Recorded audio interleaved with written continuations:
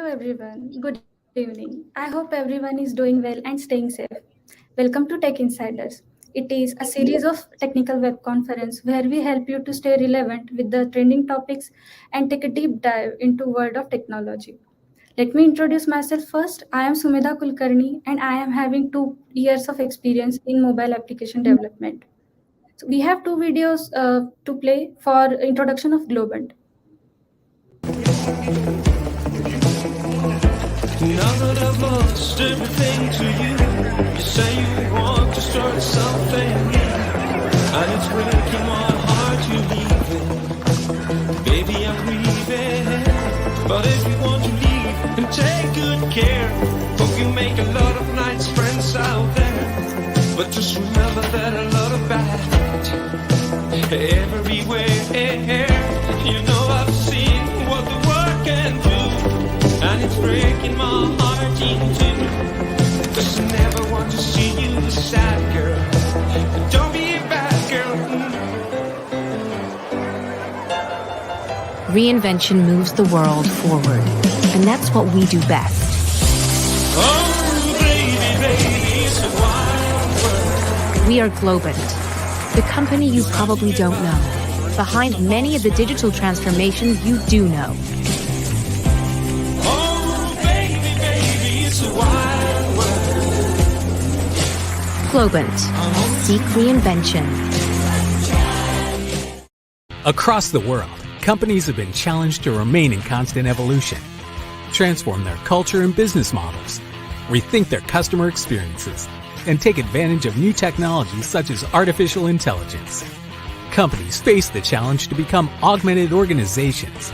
At Globant, we help pave the way towards this future. We work together with businesses around the world to define their way ahead and augment their capabilities to create new approaches for processes, products, and strategies. We create agile and resistant cultures where teams not only create change, but also adapt rapidly, creating exceptional experiences for millions of people. We walk along this road relying on our set of disruptors and accelerators, driven by artificial intelligence. All of this boosted by our system of studios and agile pods, operating units that foster creativity and innovation. We are a native digital company focused on helping organizations rethink themselves and find their way forward through digital and cognitive transformation.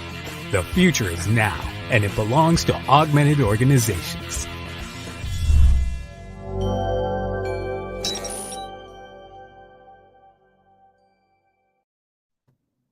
Okay, so before moving forward, I would like to hear more questions on this session on the tab. And I would like to introduce Vijay Mange and Sunil Gupta, who are two experts who will be giving session on evolution of declarative UI. So Vijay and Sunil, I would like to know more about you. Thanks, Sumedha. And good evening, guys. I am Vijay Mange. I am Android SME at Globant, having experience of 11 years. And I love to discover different trending topics on the community related to the mobile development. Over to you, Sunil. Hey, thanks, Vijay. Hello, everyone. My name is Sunil Gupta, and I am SME for iOS. I have total 11 plus years of development experience, and I have hands-on on Objective-C, Swift, and Swift UI. During my tenure, I have worked on iOS, macOS, and watchOS kinds of applications. Thank you. Okay. Yeah. So throughout the history of programming, you all must have gone through different paradigms. So I'm sure you must have gone through it. So what are the different programming approaches? So there are imperative, declarative, structural, and behavioral. So for today's agenda, we will be discussing more on declarative approach. So today's agenda will be discussed by Vijay. Sure, Sumedha. So today we will walk you through the different evolutions that declarative happened and the how it evolved over the time. What are the different comparisons? Then how it is compared with the imperative programming, and what are the new frameworks available which are adopting the declarative UI and which are built on top of the declarative UI. So Sumedha, which UI toolkit you are using throughout your experience? Throughout my experience, not majorly declarative, but I have used XML, XIB, Storyboard. Correct. And I'm sure you must be facing some pain points around it. So let me explain you the declarative UI approach. And for that, let's grab a sandwich. Are we having snacks or something? No, Sumita, we can have it after the session. I'm just using this metaphor to explain you the context of the declarative programming and its comparison. So let's prepare our sandwich. So we have some steps here. If you see, we can first we can go behind the counter, grab bread slices, then add the first layer of cheese, set the condiments, then add the accessories layers of the super view, and then we can prepare our sandwich on and serve it over there. So this is one approach we can prepare our sandwich. Yeah, but there are too many steps. Can we make it little simple? Sure, let me help you with that. We have another approach. So here I'm just go to the counter and say I'd like a veggie burger with cheese and ketchup. So how is it now, Sumeda? It's much easier now. Correct. So to let me summarize the both approaches.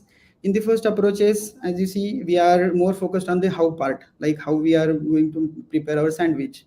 We are given the specific steps like adding the cheese, then the preparing the view, then the adding the layer, etc. So we are more focused on the how part of that particular problem, and this is more of an imperative style. So when you are more focused on the how part, it's a imperative approach. And if you see the second approach, it's just like we say, like walk to the counter and say, I'd like a veggie burger with cheese and ketchup.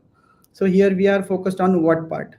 What means like what we want from that, what we want to prepare. Like we want to prepare a sandwich with cheese and ketchup. So to summarize this, like this is the key difference between both the approaches, declarative and imperative. Imperative focuses on the how part, and declarative focuses on the what part. Okay.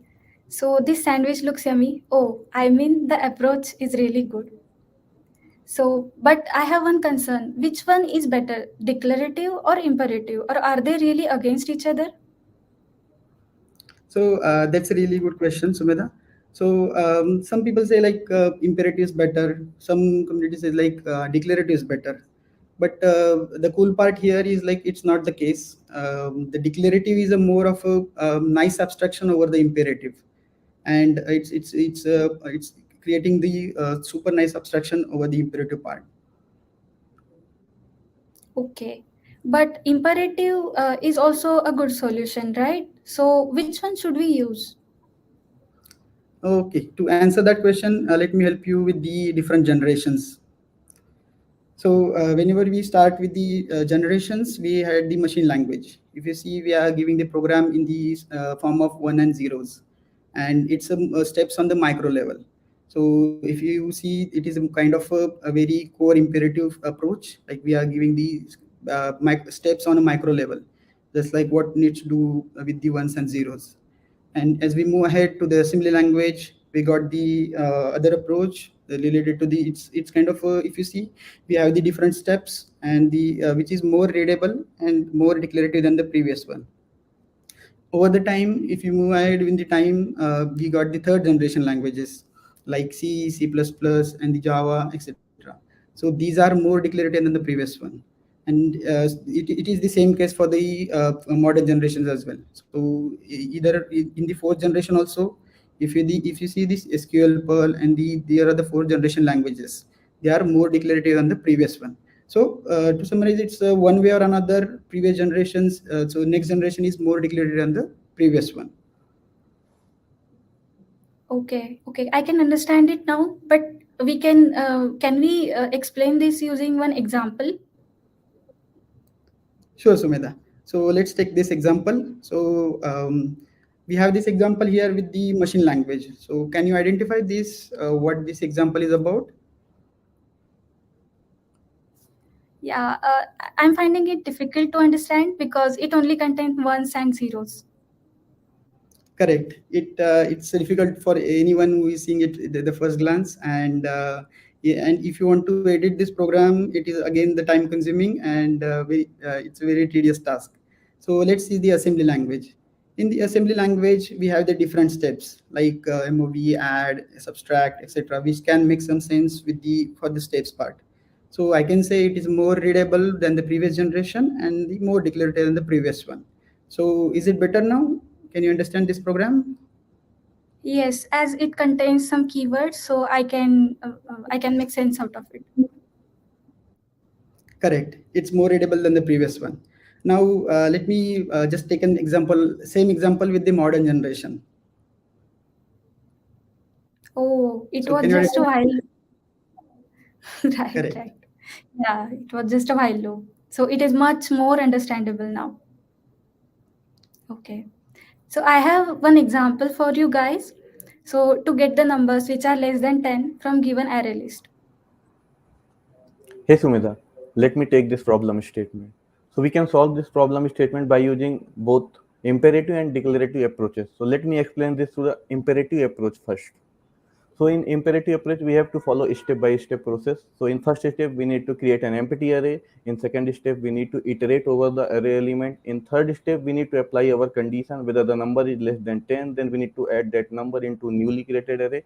And finally, we need to print that newly created array. And here is the code snippet for the same. And you can relate each step in the code along with the output. Now let's see the declarative approach to solve the same problem statement. So in declarative approach, I just apply filter function on the source array and I pass my condition less than 10 array, and that's it. Now we are able to see the same output which we see the imperative. So Sumita, did you got your answer? Yes, Sunil, I got my answer. So let's talk about the brief journey of UI Toolkit in iOS. Sure, Sumita. So let me take you through the brief journey of UI Toolkit evolution in iOS. So the journey begins in 2007 when Apple introduced first Xcode with first iOS version. The development language was Objective-C at that time, and at that time, Interface Builder was a separate application. So whenever we are developing UI, we are switching to the Interface Builder application. So lots of context switching over there. Now later in 2010, Apple introduced Xcode 4, where interface builder is segregated inside the Xcode. So now we do not need that context switching every time to develop user interface. In 2011, Apple introduced Storyboard and Seguse.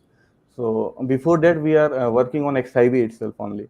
Now, with the help of a Storyboard, we can see the list of view controllers in a single file so that we can easily graphically visualize them. And Seguse is nothing but connecting two view controllers using dots. And in 2012, as our varieties of device resolution increased in market, Apple introduced auto layout. So with the help of auto layout, we can support multiple resolutions. We can create a single screen which can be run in multiple devices. Later on in 2014, Apple introduced IB designable and IB inspectable tools. So with the help of this, we can create custom views, custom properties, and in Storyboard itself, we can apply those properties and we can instantly see the output. We don't need to run the application. And Apple also introduced Swift 1.0 at that time, which is not pretty much stable at that time. In 2016, when Apple introduced Swift 3.0 along with iOS 10, developer community actually moved from Objective-C to Swift at this time, and Swift is pretty much stable in this time. Later on, in 2019, Apple introduced Swift UI, which is declarative framework to design any user interface, which support only iOS 13 onward, which was latest at that time. So developer community will not interested to implement at that time. And later on in 2020, when Apple introduced Swift 5.6 along with iOS 15, we have varieties of iOS to support. Now developer communities actually start integrating declarative Swift UI into their development. So this is the overall journey in UI Toolkit journey in iOS. Okay. Yeah, so I can understand it now. So let's talk about the brief journey of UI Toolkit in Android. Sure, Sumita. So in 2008, in we got the first Android version, like Android 1.0, and we were using the Eclipse at that time for for the Android development, and we were using the XML like string.file, then XML, and the activities. It was the initial phase of the Android development, and it was very devices was with the very low power. Then the user expectations were also low. After in the between the 2013 and 14, we got the Android Studio, which was the dedicated IDE for the Android development, which was introduced by the JetBrains.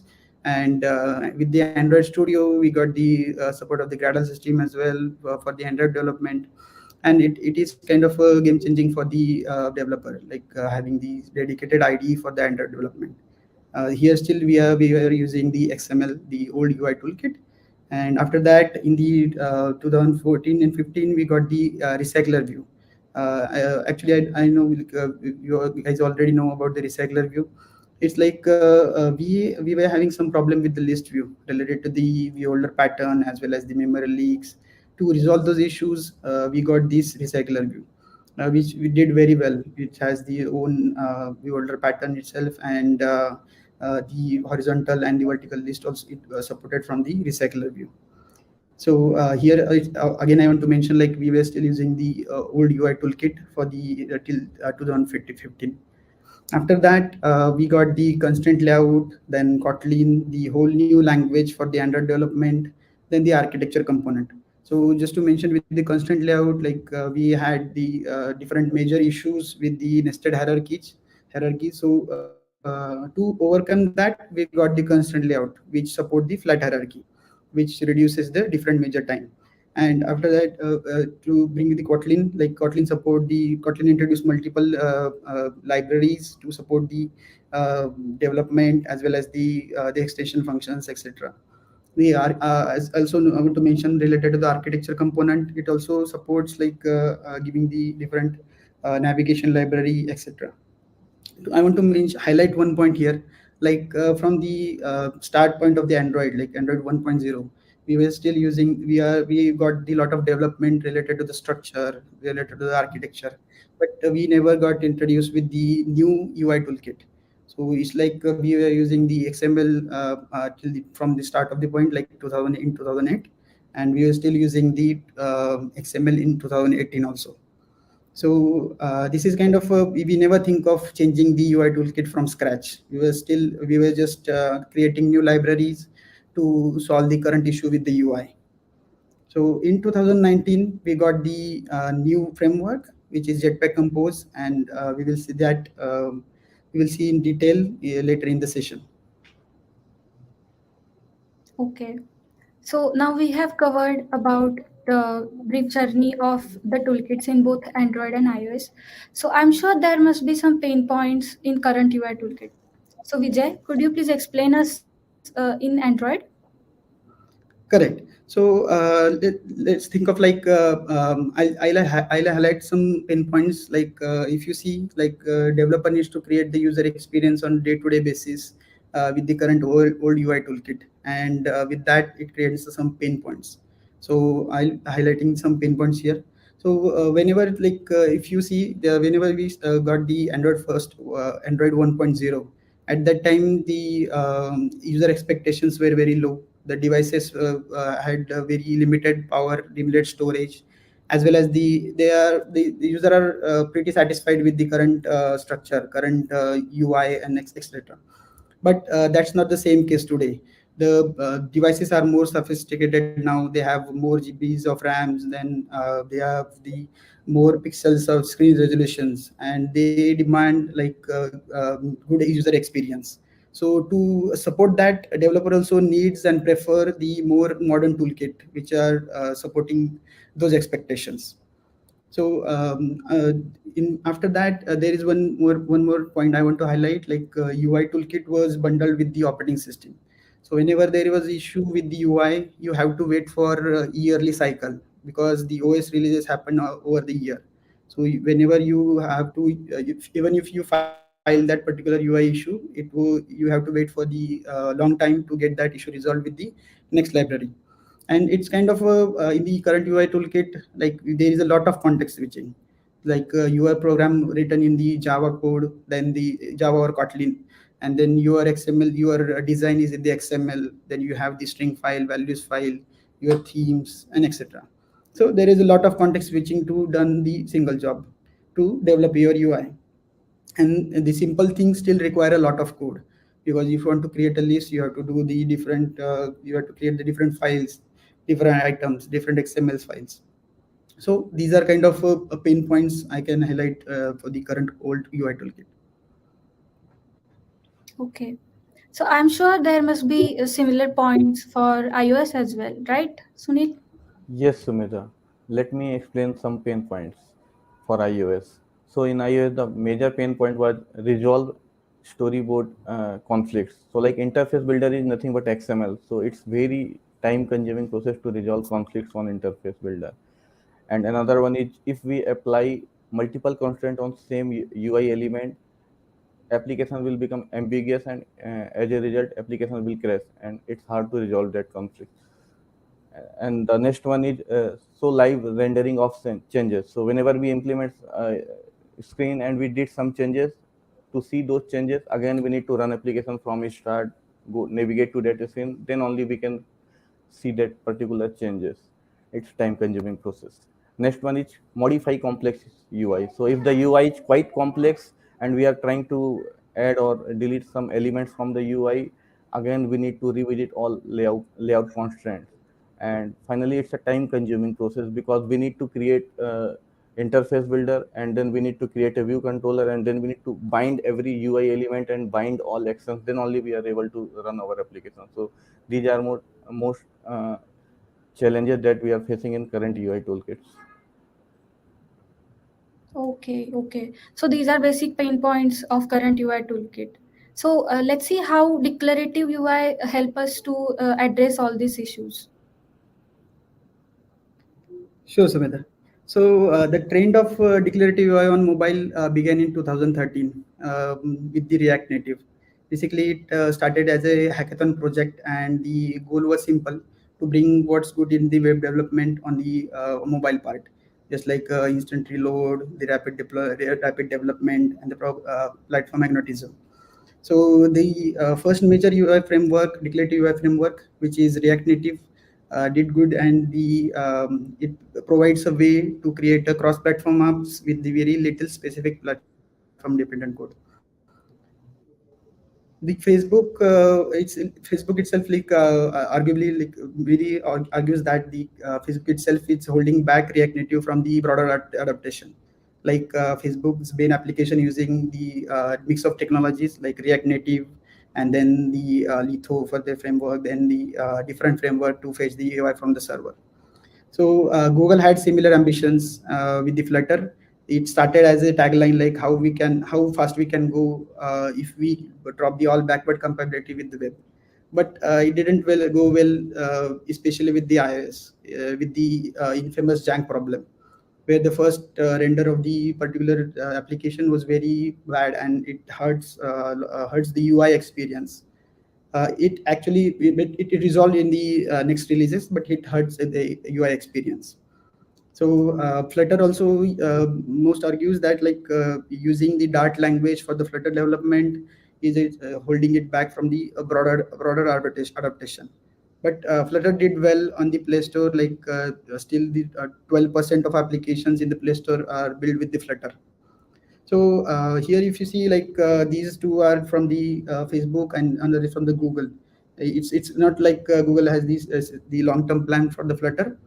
The market, the most of the community, like developer community, hesitated to use these both platform in the production releases, because they are not from the same vendor. Like React Native and the Flutter is not from the Google or Apple. So with that, their hesitancy is acceptable. Like, because suppose if you have some issue with the React Native library or Flutter, you have to wait for the release of the next version, and till that time you can't do anything, and you have to wait for the next version and use that and release your application after that. So to keep this in mind, Google and Apple introduced their own first party framework, which is Jetpack Compose and Swift UI. So they both are introduced in the 2019, and they are becoming production ready now. They are both stable now, and here you can see if you are using the first party framework from the your specific vendor, you don't have to wait for the next releases. You can avail the new features from the day one. You don't have to wait for the if you have the from the space same vendor, you can use them directly in your application, and you can publish your application in a faster way. So let's see these two declarative UI frameworks in detail. So let's deep dive into it. Yes. But why one must adopt this Jetpack Compose? Correct. So we have the old UI toolkit. We are using it for the more than 10 or 12 years now. And but still, as I mentioned, like we have some pain points around it. And to that, Jetpack Compose provides a very good and faster way. It accelerates your development. It's a modern UI toolkit which uses the Declarative UI Framework, Declarative Approach. So I'm highlighting some points. So whenever you use the Jetpack Compose, you are writing the less code for everything. So you are writing button. If you are writing any list, you are writing any components, then you are writing the less code than your as compared to your previous old UI toolkit. So it helps you or your team, your company in the for the on each stages. Like if you are a developer, if you are a reviewer, if you are a maintainer, you are a tester. So it helps on the every stage. And with the Jetpack Compose, it follows the declarative approach. Means like you have to just mention or you just to mention your UI, how your UI needs to look. So rest of the things will take care from the Jetpack Compose only. So you can create in the Jetpack Compose the state are explicit. So you can keep your you can achieve the unidirectional flow with that. And you can also create the different stateless component which are not tied with any activity or fragment, and they are easy to reuse and with on the different screens. And your Jetpack Compose views or the XML views are 100% interoperable. So if you have some custom view in old UI toolkit, you can use it in the Jetpack Compose. Same goes with the Jetpack Compose. If you have created new one, you can use it in the XML as well. And in the Jetpack Compose recently, Android Studio is also giving a lot of features and a lot of tweaks and tricks in the Android Studio itself. It accelerates your development. And the lot of libraries like the navigation, then your coroutines, they are supported with the Jetpack Compose. Their support is already present over there. So it's more like these are the key highlighted points why you should adopt the Jetpack Compose. So I'm going to highlight some more points related to the Jetpack Compose as compared to the previous old toolkit. So here it minimizes the platform dependency. As I mentioned, you don't need to wait for the yearly cycle to release the new version and get your update. So recently, this problem is already solved with the support libraries, but still it was the problem with the dependencies. So in Compose, it distributed as a separate library and it makes it as a less platform dependent. So let's see the problem with how Jetpack Compose solve the problem with the inheritance. Here, if you see the text view or button, the button is extending the text view is extending the view, and they are using the inheritance in their hierarchy. So the view must whenever you view inherit from the parent, it inherits their undesired functionality as well. But that's not the case with the Jetpack Compose, because Compose is more tend to the composition rather than the inheritance. So you can create your small composable functions, and you can wrap them wrap them with each other and use them directly. You can keep these these composable function smalls, and you can reuse them in the different screens. And we have the performance improvement in the layout as well. If you see, as I mentioned, we had the issue with the with the nested hierarchy. So to overcome that, we got the constant layout, which supports the flat hierarchy. And the still there was some issue with the measurement.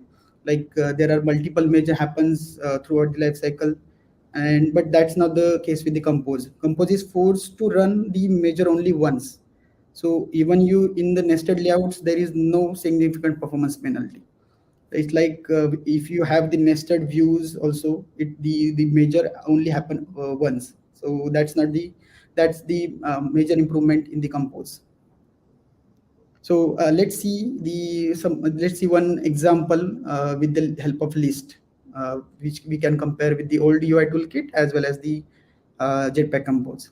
So in old UI toolkit, if you see, if you want to show this kind of list on your screen, you have to declare the adapter. Then it extends the recycler adapter. Then you have to mention your item.xml, which can represent your row in that particular list. Then you have to mention your recycler view, it's the constraints, then the manager, layout manager, and finally the binding logic, which can be present in your fragment or your activity. So this kind of structure you need to follow to create a list in the old UI toolkit. So let's see the same example with the Jetpack compose. So in the Jetpack compose, if you see, like we just need to create we are using the lazy column here, and we just need to create these two composable functions. First one is a test list with some modifiers, and it accepts the block, which is the item, and it accepts the list, and where you can use the one particular another composable function, which is display text. So display text can represent as the row of that particular list, but that's it. So you have to just do this, and the same list is visible on your screen with the Jetpack compose. So if you see the difference between the old UI toolkit and Jetpack compose, that there is a very less code you have to write for the similar example. So why one must adopt the Swiftful UI? Okay, Sumida. So let me explain this. So Swift UI is declarative framework to design user interface in which Apple already addressed most of the pain points in current UI toolkit. Let me share some facts about Swift UI, why to adopt. So first one, it introduced an state feature. So by which if the application state changes at any time, it will automatically update your UI, and if you are updating your UI, it will automatically update it's your code. And then if easy to resolve conflicts on user interface. So since we are writing code to design our user interface, we don't need to worry about this pain point is already resolved. And the third one is live review. So as we are facing lots of time to change do the code changes and run the application to do the changes, so that is also resolved in Swift UI. Whenever we are writing anything, it will automatically update your view in front of you. And then if you are an iOS developer and you want to write some macOS kinds of applications, with the help of the Swift UI, you can write minimum lines of code to run your current iOS application to the watchOS kinds of application or macOS kinds of application. And finally, the auto layout constraint is totally removed, so we don't use auto layout. Instead of that, we are using modifiers in Swift UI. So these are few key facts about Swift UI. Okay, yeah. So I got a clear idea about this. So there must be few examples in iOS. Yes. So let me explain with animation. So look at this image. What are doing here? First, the image is resizing. The visibility of image is changed, and on the top of that, there is an animation. So to incorporate these changes using Swift, we have to write lots of steps. Like in step one, we need to declare the required properties. In step two, we need to implement our tap gesture to tap your images and get those gestures. And finally, we need to write our animation code to apply animation on the top of it. And we need to write set needs layout method, which I highlighted here. So by using that, your UI kit is know that we need to refresh the UI, otherwise it won't refresh. Now let's see same example in Swift UI. So in Swift UI, to adopt these similar changes, we need to declare our required variables in step one, and in step two, as soon as we write our images, we are applying multiple modifiers to get those effects. Like for scale effect, we are achieving our resizing, and for opacity, it will use for visibility feature. And for animation, we just write dot animation modifier. It will apply default animation in your image.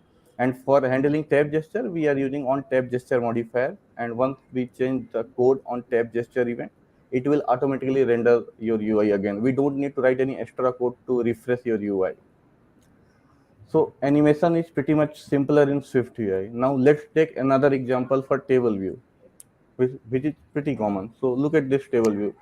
To render this table in Swift, we need to write lots of code. Like we need to design your table view, and you need to create your outlets. You need to declare required variables, and in step 2, you need to write down all data source and delegate methods, which are lots of code. And then finally, whenever we are modifying our table, if we are appending something, we are deleting something, again we need to forcefully write table view not reload, otherwise it won't refresh your data. And to achieve same thing in Swift UI, let's see. So in Swift UI, we the code is pretty much simpler. Like we are using an state variable to declare our list properties, and in list we are passing that variable. Automatically, it will render your list.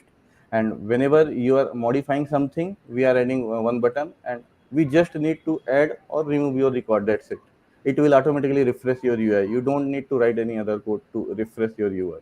So these are some basic examples which I am highlighting to give some gist about Swift UI and UI toolkits. Okay, yeah. So with this code snippet, I got much more clear idea about it. Okay, so let's see what next for Swift UI.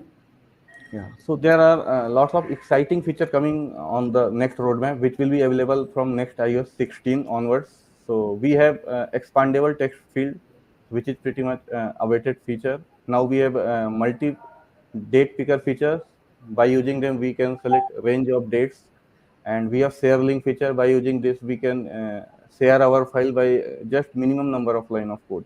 And we have chart APIs inbuilt available, so we don't need to rely on any third-party framework. We have some other features like view that fits and resizable bottom sheet, which are on the upcoming iOS 16. It will be available. So Vijay, I am pretty much sure that there is something exciting features on the pipeline for Jetpack Compose as well. So could you tell me about that? Sure, Sunil. So in Jetpack Compose, the usual one like the performance improvement is pipeline, and the major support is related to is going to come in the related to the large screen improvement, then the home screen widgets, and the where OS support is also like pipeline with that. And as you know, like material U is already there, so material U support is also pipeline, and it will be available in the next Jetpack Compose, the future Jetpack Compose versions. Okay, yeah. So this feature seems great. So let's see which trend which we are using in current UI toolkit. So the trend of declarative is kind of a mixed bag. Like some developers are happy to work with the React Native. Some are like Flutter is well liked with the some other developers, and many enthusiasts are willing to work with the Jetpack Compose and the Swift UI. It's kind of it is now both the frameworks are reaching the maturity now, and it is apt time now to adapt these both frameworks. So the both frameworks are providing the convenient fallback mechanism. So suppose if you don't have some APIs in the Jetpack Compose, then you can fall back to the old APIs and you can use that. So it's already there, and the gap between the gap of these particular APIs is already filling with the each new releases. So I'm pretty much convinced that the future is the declarative UI framework, is the Jetpack Compose and Swift UI. Okay, yeah. So from our discussions, there are few takeaways. So Sunil, could you please explain about this? Sure, Simula. So let me take you through the performance and learning curve to adopt Swift UI, means declarative frameworks, and Swift UI and Jetpack Compose. So like our code volume is reduced. So as you've seen in couple of code snippets, we are using minimum number of line of code to render same things in declarative framework. So according to me, it reduced 30 to 50% your UI code while if you are adopting declarative UI. And easy learning curve. So as we have seen, we have pretty much simpler modifiers available. So with the help of that, we can easily understand the code. And for me, it takes 3 to 4 weeks to understand declarative UN and start contributing on live projects. And it has a state feature which makes your user interface as intelligent. We don't need to uh, especially identify when to render your UI, and we don't need to compile our code. Every time we are writing our UI elements, it will automatically render in your script. And also it supports multiple platform with minimum number of line of code. And finally, we are creating our user interface using code with simpler codes, so which improves our productivity. Okay. Yes. So thank you for attending this session. So I'm sure everyone must have enjoyed on this session, and also will start to adopt declarative UI. Hope to see you soon again.